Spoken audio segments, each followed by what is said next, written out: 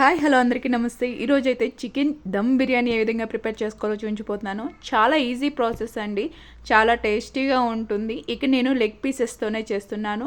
1 KG leg పీస్తో పాటు 1/2 KG దాకా mall pieces కూడా తీసుకున్నానండి, పెద్ద పీసెస్. ఇక్కడ ఒక మిక్సీ జార్లోకి ఒక పచ్చిమిర్చి, అదేవిధంగా కొంచెం కొత్తిమీర, కొంచెం పుదీనా, కొంచెం వాటర్ తీసేసుకుని ఇక్కడ గ్రైండ్ చేసేసుకుంటున్నాను. ఇక్కడ నేను తీసుకున్న చికెన్లోకి వాష్ చేసేసి తీసేసుకుని ఒక బౌల్లోకి తీసుకున్నాను. దానిలోకి కొంచెం పసుపు, అదేవిధంగా కొంచెం సాల్ట్, 2 స్పూన్ల అల్లం వెల్లుల్లి పేస్ట్, 1 స్పూన్ ధనియాల పౌడర్, అదేవిధంగా 2 స్పూన్ల కారం తీసేసుకుని మొత్తాన్ని అయితే ఇక్కడ మిక్స్ చేసేసుకుంటున్నాను. అంటే నేను తర్వాత కూడా కారం యాడ్ చేసుకుంటున్నాను. ఇక్కడ ఏంటి అంటే మొత్తానికి పడితే అది మంచి టేస్ట్ వస్తుంది. గ్రైండ్ చేసుకున్న పుదీనా అనేది తీసుకున్నాను. అదేవిధంగా 1 కప్పు పెరుగు, 1 నిమ్మ చెక్క వేసేసుకుని మొత్తాన్ని అయితే మిక్స్ చేసేసుకుంటున్నాను. ఈ విధంగా మిక్స్ చేసుకుంది మనం బాగా ముక్కలకి పట్టాలి. ఇలా మిక్స్ చేసుకుని ఒక 50 మినిట్స్ అనేది మనం పక్కన పెట్టేసుకుందాము. ఇప్పుడు మరొక బౌల్లోకి బిర్యానీ రైస్ అనేది తీసేసుకుంటున్నానండి. ఇక నేను 3 గ్లాసెస్ వరకు తీసేసుకుంటున్నాను బిర్యానీ రైస్. ఇక్కడ వాష్ చేసి రైస్ అనేది తీసుకున్నాను. దానిలోకి నేను ఇక్కడ 3 గ్లాసుల రైస్కి 6 గ్లాసుల దాకా వాటర్ అనేది తీసేసుకుని దానిలోకి 1 స్పూన్ అల్లం వెల్లుల్లి పేస్ట్, బిర్యానీ దినుసులన్నీ తీసేసుకుంటున్నాను. సాపత్రి, జీరా, మొత్తం నేను బిర్యానీ దినుసులన్నీ తీసుకుంటున్నానండి. అదేవిధంగా దీనిలోకి 1 స్పూన్ దాకా కల్లుప్పు, 1 స్పూన్ నెయ్యి కూడా తీసేసుకుంటున్నాను. 1 అరచెక్క నిమ్మబద్ద వేసేసుకుని ఒక 50 మినిట్స్ అనేది రైస్ కూడా పక్కన పెట్టేసేసుకుందాము. అంటే నేను రైస్ ఇక్కడ నానబెట్టలేదు, నేను బిర్యానీ దినుసులు వేసేసుకుని వాటర్లో నానబెట్టేసేసుకున్నాను. ఇంకా డైరెక్ట్గా స్టవ్ మీద పెట్టడానికి.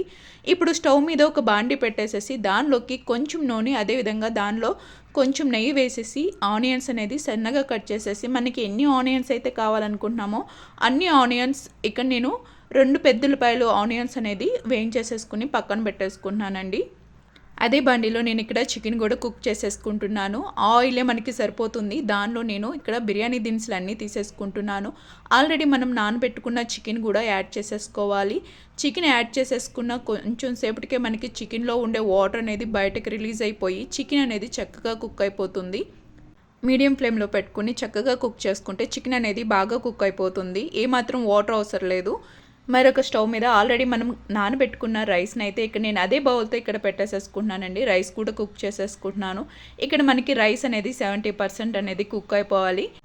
రైస్ అనేది కుక్ చేసుకుని పక్కన పెట్టుకుని అదేవిధంగా కర్రీ కూడా కుక్ అయిపోయి పక్కన ఉంది. ఇప్పుడు నాకు రెడీగా 2 పక్కన పెట్టేసుకుని ఇప్పుడు స్టవ్ మీద మరొక బాండి అయితే పెట్టేసేసుకున్నాను. వీటి రెండింటికైతే దానిలోకి నేను 1 స్పూన్ నెయ్యి తీసేసుకుని ఆల్రెడీ మనం వేయించుకున్న ఆనియన్స్, అదేవిధంగా సన్నగా తరుముకున్న కొత్తిమీర, పుదీనా అనేది తీసేసుకుంటున్నానండి.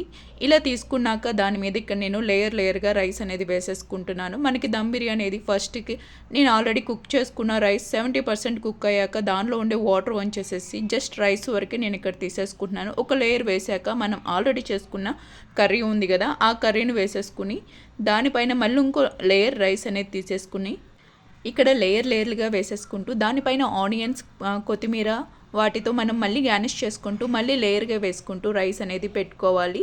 ఇక్కడ ఈ బాండీలో చివరికి కంప్లీట్ అయిపోయాక దీనిపైన నేను ఇక్కడ గోధుమ పిండితో ఎడ్జెస్ అనేది స్మెల్ బయటకు పోకోకుండా కవర్ చేసేసుకుని ఒక 50 మినిట్స్ కనుక ఉంచుకుంటే రైస్ అనేది పర్ఫెక్ట్గా కుక్ అవుతుంది. అదేవిధంగా కింద కూడా ఏమాత్రం మాడిపోదు. చాలా చక్కగా చికెన్ పీసెస్ కూడా బాగా కుక్ అవుతాయి. చాలా టేస్టీగా ఉంటుంది. మీరు డెఫినెట్గా ట్రై చేసి మీకు ఏ విధంగా వచ్చిందో నాకు కామెంట్ రూపంలో అయితే కామెంట్ చేయండి. మరి నా వీడియోస్ మీకు నచ్చినట్టయితే please like, share and subscribe.